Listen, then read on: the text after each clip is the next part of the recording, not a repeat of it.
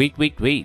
It's our last day here in Melbourne. Kaya ang gagawin natin today is bumili ng mga pasalubong sa Queen Victoria Market. Then punta tayo sa Luna Park sa St. Kilda Beach. At pagkatapos nun, pupuntahan natin ang Brighton Beach kung saan located ang mga iconic nilang baiting boxes.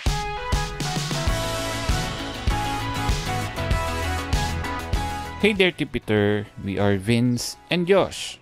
Since midnight pa ang flight natin, may buong araw pa tayo to explore, nag-decide tayo na puntahan pa ang mga sikat na landmarks nila dito. In this video, we'll weigh in kung ang isang attraction ay worth it puntahan or kailangan bang i-rethink it kung may dapat pang i-consider. Pero personal opinion ko to ha, if may iba kang take, okay lang yon. Tara at puntahan na natin ang first stop, ang Queen Victoria Market. Walking distance lang siya from Swanston Central kung saan kami nagstay. Ang market na to officially opened in March 20, 1878. Tama po, 147 years na itong nag-ooperate. As of today, makikita nyo sa screen now ang schedule ng market. We wanted to try the Wednesday night market pero naubusan kami ng time that day. May iba-ibang section sa market na to. Sa Victoria Street, sa labas ng market, located ang mga street shops. Sa loob naman, merong sheds from A to L. Ang sheds A to D for fruits, vegetables, and organics. Then ang shed F naman for food. And lastly, ang sheds E, J, K, RK, RL, and L ay mga specialty shops. Dito tayo nagstay ng matagal kasi nandito yung mga merch and other na mga souvenir shops. So, hey Tipiter! Dito tayo ngayon sa Queen Victoria Market saan bibili tayo ng mga pasalubong. So, nakapag-check out na kami sa Airbnb namin. And ngayon, nili muna ng pasalubong. And then after nun, magla-lunch tayo. Dami mga mura dito guys. Yung mga t-shirts, mga $8 lang each. Hoodies, $15 each. Tapos yung mga dry fit o yung mga sportswear nasa, I think nasa $15 din. So, pwede na, sulit na. Tapos may mga magnets dito na tig to 2.5 AUD lang siya. So, mura. Ang laki-laki nito. Kung hanggang letter L, tapos hanggang dulo doon. Dulong-dulo. So tara, mamili muna tayo.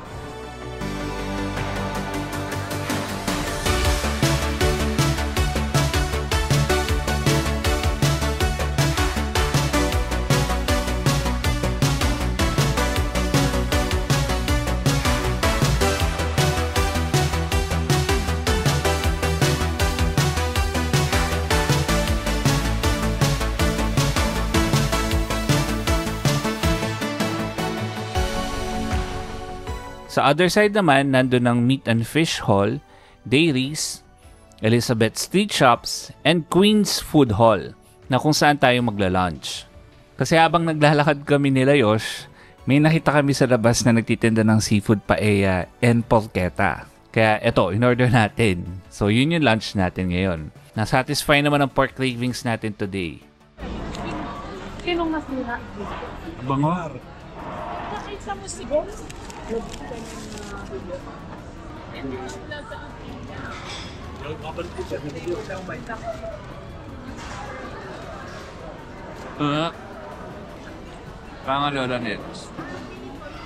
Bukod dito sa American Donuts, ang pinaka-popular na food spots dito sa Queen Victoria Market ay itong Borek Bakehouse and the Bratwurst Shop.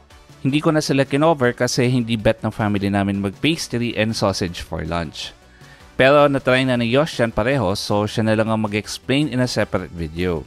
If ayaw niyong mamiss yun, subscribe na to this channel, hit the bell icon beside it, and select all para notified ka kapag uploaded na yon. If sa Facebook ka nanonood, please like and follow this page na rin.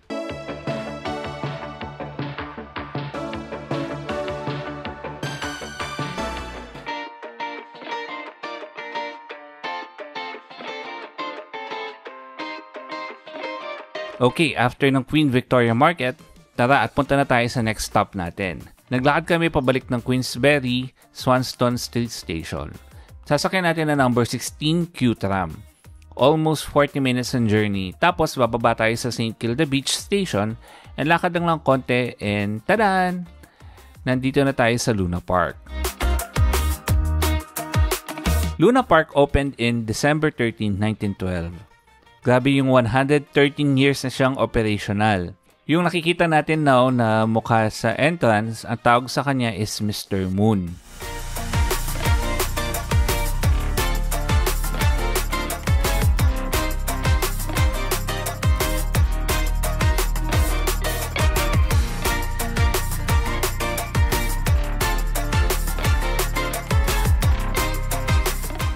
Ayun guys, so nandito kami sa Luna Park and ang admission dito is 25 AUD.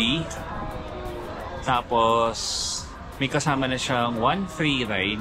Tapos yung admission din doon kasama na o yung entrance fee. Dito na located yung oldest wooden roller coaster na ride sa buong mundo.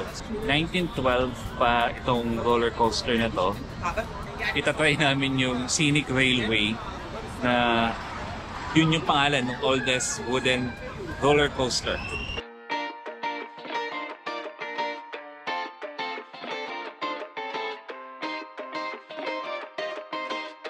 Hindi kalaki yan ng theme park pero it's part of the Victorian Heritage List, meaning may cultural significance ito sa Victoria region. Ang mga attractions din sa loob ay part din ng list like the Scenic Railway and Carousel. Pasok din si Mr. Moon sa Heritage List. So, ito yung schedule ng Luna Park or you may visit this link for full details.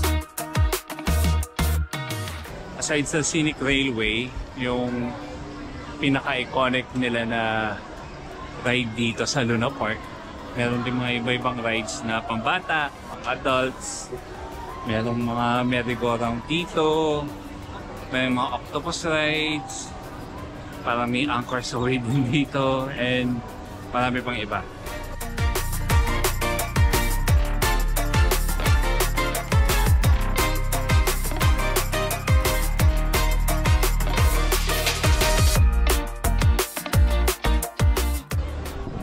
Ferris wheel din pala. Ayan. So aside doon may mga games din dito pero may mga bayad na yun. Like yung mga shooting game na may makukuha kang prize. Tapos may mga kainan din. Though medyo may kamahalan yung mga bagay-bagay dito sa loob. May coney drop din pala dito. Like yung sa Enchanted Kingdom yung bigla kang babagsak. Pero mas maano to. Mas mababa lang. Kaya less ka ba pag sinakyan. You may check out this link also para makita nyo yung mga available attractions sa loob ng Luna Park.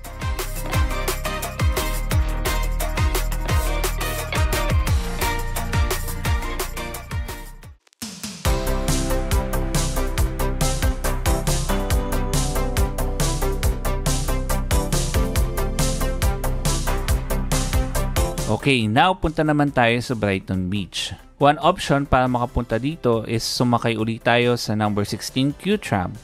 Then bababa sa 38 Balaclava Station. Tapos sakay ng train pa Sandringham and bababa sa Middle Brighton. After nun, lalakarin ng 17 minutes or 1.3 kilometers papunta sa waiting boxes. Medyo may kalayuan ng train station. Mas malapit yung mga bus stops pero hindi pa namin nasubukan mag-bus dito sa Melbourne. Another option is Uber. Na yun yung ginawa natin dahil may mga kasama tayong seniors na may problem na sa tuhod. Nasa 22 AUD or 814 pesos yung pamasahe namin sa Uber. 6 kami naghati-hati sa fare. Bale, tig 135 pesos kami.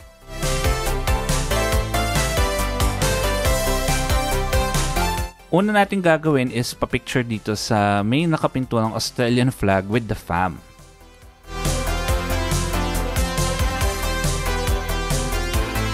Ang mga baiting boxes or beach huts ay mga changing rooms or storage na mga gamit pang swimming ng mga may-ari. Guys, privately owned ang mga to and mahal ang isa nito. Parang may nabasa nga ako sa online na last year, may na-auction na baiting box dito na worth 400,000 plus AUD. Ganun kamahal ang isa. Protektado ng state heritage legislation ang mga baiting boxes dito. Merong 93 na nakatayong beach huts. And ang interesting fact dito na nabasa ko online is ang pinakaunang baiting box dito ay ginawa pa noong 1860s. Grabe, that's 150 plus years.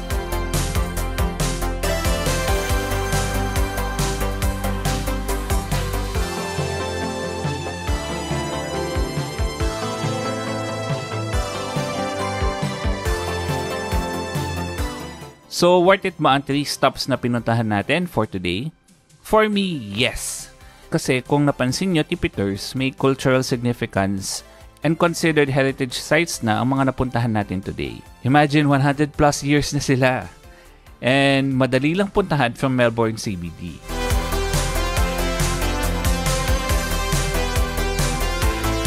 Kung napansin nyo, wala si Yosh sa video na to kasi nag-divide and conquer kami.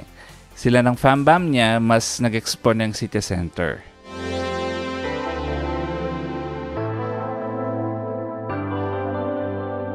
And that's it for today's vlog. Coming up next na ang Melbourne Travel Guide and Australia Visa Guide videos natin. If may plano ka mag-Melbourne and if ayaw niyong mamiss yan, make sure na nakasubscribe ka dito sa channel natin, ring the bell beside it, and choose all para notified ka kapag uploaded na yon. If sa Facebook ka nanonood, don't forget to like and follow this page na rin. Kung meron kang questions, i-comment nyo lang below. Or you can also follow and message us on Instagram, X, formerly Twitter, and TikTok. That's all for now. Remember, plan smart, travel safe, and make every trip worth it!